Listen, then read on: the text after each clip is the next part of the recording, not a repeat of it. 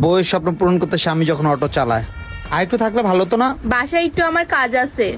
আচ্ছা, এই অটোওয়ালাকে জিজ্ঞেস। হ্যাঁ, এই খালি যাবেন? হ্যাঁ যাবো তো ভাই, কোথায় যাবেন? হ্যাঁ মনি এখানে? আরে হঠাৎ করে পেটটা তো ব্যথা করতেছে কেন?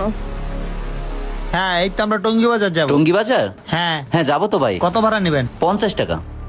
কিন্তু ঠিক আছে ভাই, আপনি তো যাবেন আমি বুঝলাম, কিন্তু আপনি মুখ ঢাকলেন কেন? আমাদের দেখে কি সমস্যা? রিক্সাওয়ালাদের নাটক দেখলে আর বাঁচি না। হ্যাঁ ভাই, আমার ঠান্ডা জ্বর তো, এর জন্য আমি মুখটা বাঁধছি, যেন আমার রোগটা আপনাদের ভেতর না ছড়ায়। আচ্ছা ঠিক আছে, তাহলে আমরা গাড়ি তুলে আপনি গাড়ি ছাড়েন। রিক্সাওয়ালার কণ্ঠটা অনেক চিনা চিনা লাগতেছে। ভাইয়া কিছু মনে না করলে আপনাকে একটা কথা বলি, আমার গাড়িতে একটু কাজ আছে, আমি গাড়ির কাজটা শেষ করে আপনাদেরকে নিয়ে যাচ্ছি। আরে ঠিক আছে কোনো সমস্যা নেই, আপনি শেষ করেন। আরে কিন্তু আমার হাতে সময় কম, তুমি তাড়াতাড়ি কাজটা শেষ করতে বলো। আচ্ছা একটু তাড়াতাড়ি শেষ করেন। হ্যাঁ আচ্ছা, একটু বসার সমস্যা নাই। আর তো ব্যস্ত হচ্ছ কেন? আচ্ছা ঠিক আছে ভাই, আমি তাড়াতাড়ি ঠিক করতেছি। এখানে বসে বসে দেখি ওরা কি কথা বলে। যাই হোক, আর একটু হাতে আমি সময় পাইলাম। আর শোনো না, তুমি আবার কবে আসবে বলো? আজকে তো আমাকে একটু মজা দিলা, আর আমার তোমাকে সারাদিন দরকার। তোমার স্বামীকে তুমি ছেড়ে দিচ্ছ না কেন?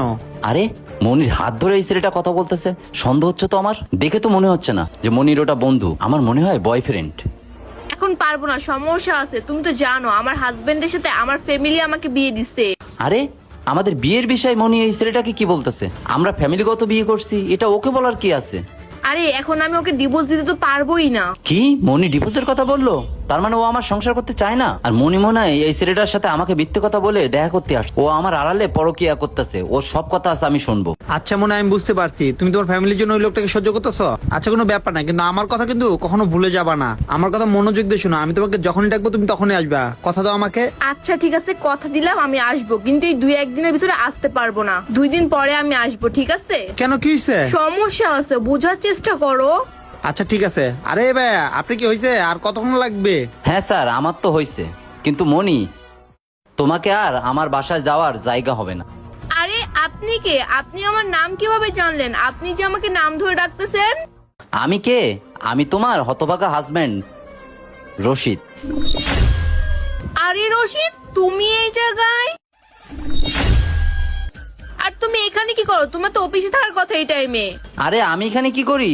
আমি অফিস শেষ করে পার্ট টাইম অটো চালাই শুধু তোমার স্বপ্ন পূরণ করার জন্য, যেন আমি তোমার ছোটখাটো স্বপ্নগুলো পূরণ করতে পারি। আর মনি, আমি এটা কি দেখলাম? আমাকে ঠকিয়ে তুমি পরপুরুষের সাথে পরকিয়া করতেছো। দেখো তুমি ভুল ভাবতেছো। তুমি যেমনটা ভাবতেছো ওর সাথে ঠিক তেমনটা না আমার সম্পর্কটা। ওর যা শুধু আমার ফ্রেন্ড। চুপ মিথ্যাবাদী। আরে রশিদ আমাকে থাপ্পড় মারলো। আরে মনিকে দিকে থাপ্পড় মারলো ওর হাজবেন্ড।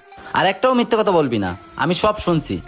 এই ছেলেটা তোর সাথে কি কি বলছে, আর তোরা যে কি কি করছিস হাতে হাত রেখে, সব আমি নিজের চোখে দেখছি। আর যদি মিথ্যা হয় তা তোর তো বান্ধবীর বাসায় যাওয়ার কথা। তা তুই